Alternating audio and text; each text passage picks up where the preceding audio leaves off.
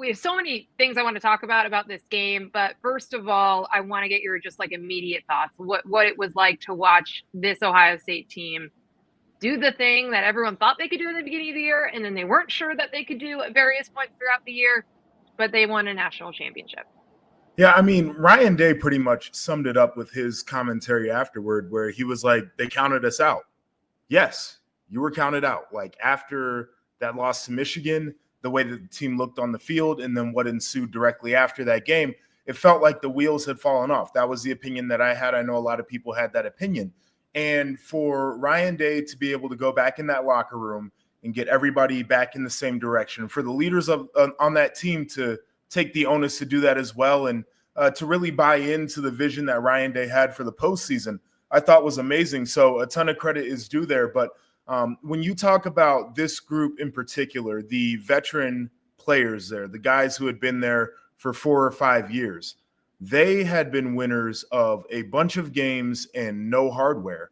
And they were going to be in a very unique spot from a legacy standpoint. Ohio State is one of those places where, people look at your career not just based off of individual accolades. If you're Jack Sawyer, you might be a first-round pick, or if you're Emeka Ibuka and you have season records there, career records at Ohio State. I don't think people necessarily look at that. They ask, how many times did you beat Michigan? How many Big Ten championships did you win? Were you part of a national championship team? And this is the legacy point for those players. One of the most heralded recruiting classes in the history of that program. They finished it off doing one of the things that they said they were going to do, and the most important one, which is winning a championship. So I'm very happy for them that they were able to do it, and what that means for their future and their legacy. When you win a championship, it changes a lot of things. You get to go back to Columbus, Ohio one day, and you get to be a legend, and that's amazing. Also for Ryan Day, the conversations are done. And you and I Totally had talked done. about it before this game. I was of the impression, regardless of what would have happened tonight, that I felt differently about Ryan Day because of the way that he pulled them together for this postseason run to even make it to this point.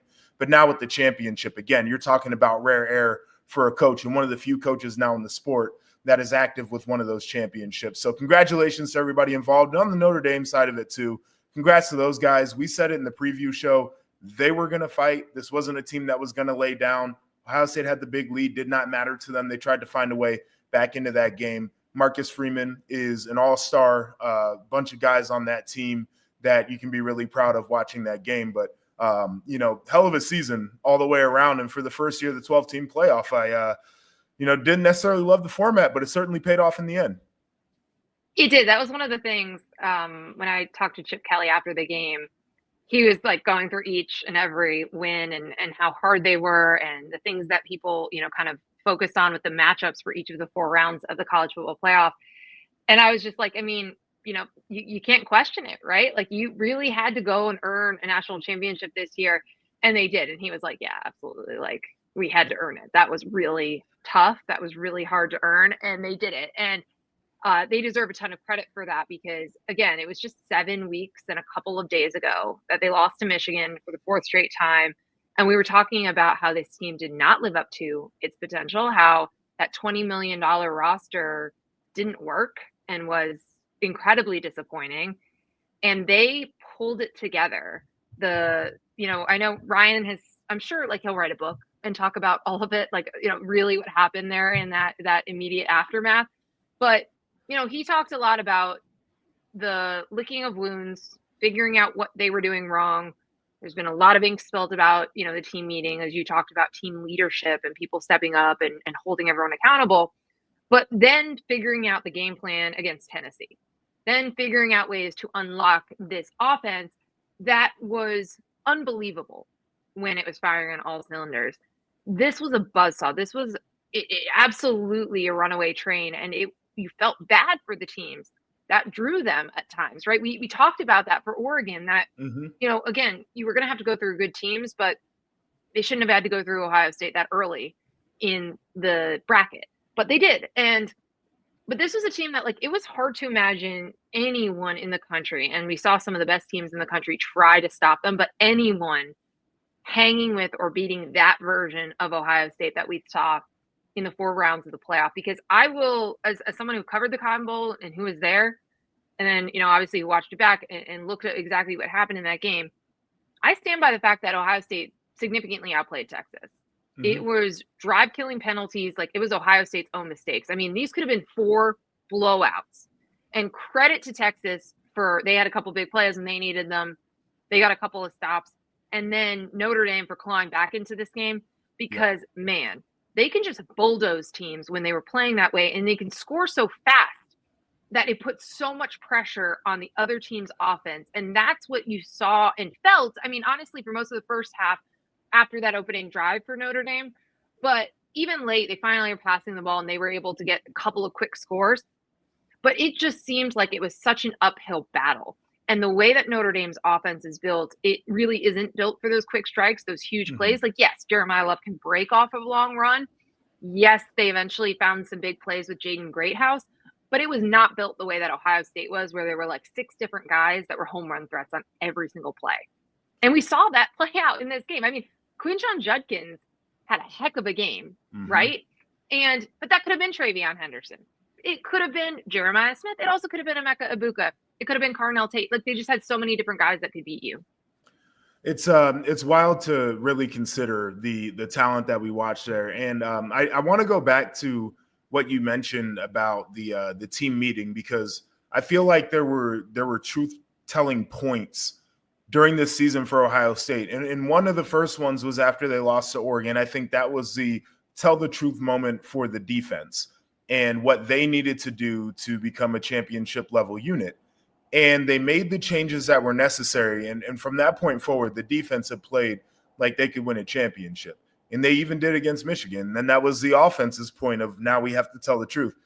Once they got cooking, it was totally different. Like, this game, I think, was the best embodiment of that, because I'm sitting there watching, and I'm finishing up doing something else. And so I'm not sitting in front of my TV by myself. I'm sitting there watching Notre Dame, and like 10 minutes of the game clock disappear on that first drive. It was 18 plays. And I'm like, oh, man, that doesn't feel good, because it constricts the game. And it doesn't matter, because Ohio State is like, oh, chunk play here, chunk play here, chunk play here, chunk play here, end zone. And then they get the ball back, and then they go down and do it again. And it's just, that's demoralizing, where I feel like Notre Dame had probably the start that they wanted. And once Ohio State came back and did what they did, they had to completely reshape the way that they probably wanted to play that game in their head. And that was the most dangerous part about this Ohio State team in the postseasons. They took you out of everything that you wanted to do. They made you go off script and go to plan B, go to plan C, and see if you had it. And Texas figured out a way. Notre Dame figured out a way in moments, but it's just not enough when you're playing that version of Ohio State. It's not. That's the version that we thought we were going to see at the start of the year. And we didn't throughout much of the regular season. You talked about kind of those inflection points for the season. But like, this was the best team in the country. I mean, and I guess the fairest way to say is this was the best team over the playoffs, over the postseason. Right. But that version was always in there, and that was the best team in the country. I also want to give that offensive staff and the offensive line a ton of credit. There were 2 season-ending injuries on that offensive line. I think it was 23 combinations. Is that right? Like, they tried 23 different combinations. Crazy. Yeah, and they moved people out of their natural positions. They found a group that was not only no longer a question mark, which they were question mark going into the Tennessee game still, right? We thought that Tennessee's defensive front would be able to eat them alive. They didn't. But then it became a strength. It became a strength to the point where Will Howard had like all the time in the world for so much of this game. He could decide if he wanted to run, which we saw him use his legs a lot more than we had typically seen, really, since his days at Kansas State. Yep. And he could find all of his different receivers, all the different toys he wanted to play with. Like, he had so much time because of that offensive line. And Chip Kelly, that was something that he always lit up talking about. Like, he was so proud of that group figuring it out and having enough time, of course, but not, obviously didn't have preseason, they didn't have a full season, but they had enough time to figure it out and get reps together to become a unit. And that was a huge part of this too, because it affected obviously the run game and the pass game and everything else that Ohio State was able to do. So they deserve a ton of credit. The red zone defense was one of the best in the country the entire year. Yes. I feel like that had to have contributed to that like very puzzling decision by Marcus Freeman to try to kick a field goal when they were down 2 100%. possessions, right? I don't understand why else you would do that unless, I mean, you knew you still were going to need 2 more possessions to take a lead, but you could have tied. I don't know. That was just very it strange, felt like the wrong decision, regardless of how he felt about the red zone defense. We can talk about that in a little bit, but it certainly, and I guess it goes back to what I said about the Texas game as well, where everybody's like, oh, I don't know why Sark would run that pitch play.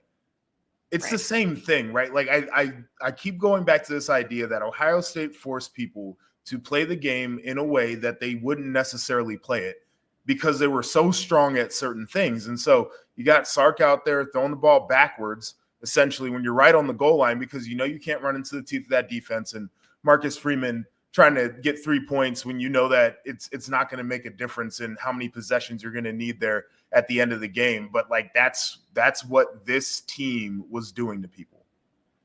So let's just put a pin on the big picture conversation for now with this. Ryan Day, you mentioned it. He joins a very small list of active head coaches that have a national championship. It's literally just him, Dabo Swinney, and Kirby Smart. So elite company to join. And it certainly means something to be an Ohio State head coach with a national championship. That changes things as well. He's 67-10 overall through 6 seasons as the full-time head coach. This is obviously the second national championship appearance, first national title. And this is something that does change your life. It changes everything. We talked about how for some of these coaches heading into the postseason, it was about changing narratives. And it certainly did for Ryan Day. It certainly did for those veteran players who, you know, had been through the loss to Georgia as the clock struck 12, and it had been through those losses to Michigan. And then you plug in a couple of transfers that were hit on, like completely. Will Howard played really, really well down the stretch. He played fantastic in the championship game, especially in that first half. He took care of the ball. He was confident. You also had, of course, Quinshon Judkins, and you were able to keep him and Travion Henderson fresh throughout the season by sharing a workload. And then Caleb Downs, arguably maybe the best player on the field out of both of these teams in that game, even though he didn't have his best performance as a whole, just the amount of talent that he had in particular. And you had like a guy like Jeremiah Smith as a freshman who would already be maybe the #1 pick in the draft if he were eligible. So they meshed all of that, and they had their ups, they had their downs, but they landed and ended atop that mountaintop in this sport. And that means something. It was hard to do. And I think that the cigars were kind of extra, probably tasted a little bit even better because of how hard it was. Jack Sawyer, like we did an interview with him, and he started by just puffing on the cigar. Like he was on one. He deserved to be. His scoop and score to get them to the national championship game. That's the kind of thing that stays in Ohio State football highlight reel. No doubt. Really, really forever. Let's talk about the cigar. game. The cigar thing is like, I feel like it's a Southern thing that has made its way over to the Midwest now. That was not something that we necessarily did. Not to divulge too much. We used to bring bottles of liquor with us. We had somebody when we were on the road go get a bottle of liquor to, have a celebratory shot. But, the Alabama-Tennessee thing, they do cigars, and we saw Joe Burrow, and after his win in 19, I think it was the Joe cigar Burrow there. It kind of put it on the map, but it was a Southern thing. The Midwest guys never did the cigars. Well, Joe Burrow did come from Ohio State, but no. Well, I know. I think he looked so cool smoking his cigar that everyone's like, all right, I want to do it. But not everybody can look as cool as Joe Burrow, though, I must say. This is true. This is true. Jim Knowles was smoking a cigar. It was literally everywhere in the post game. The victory cigars were aplenty.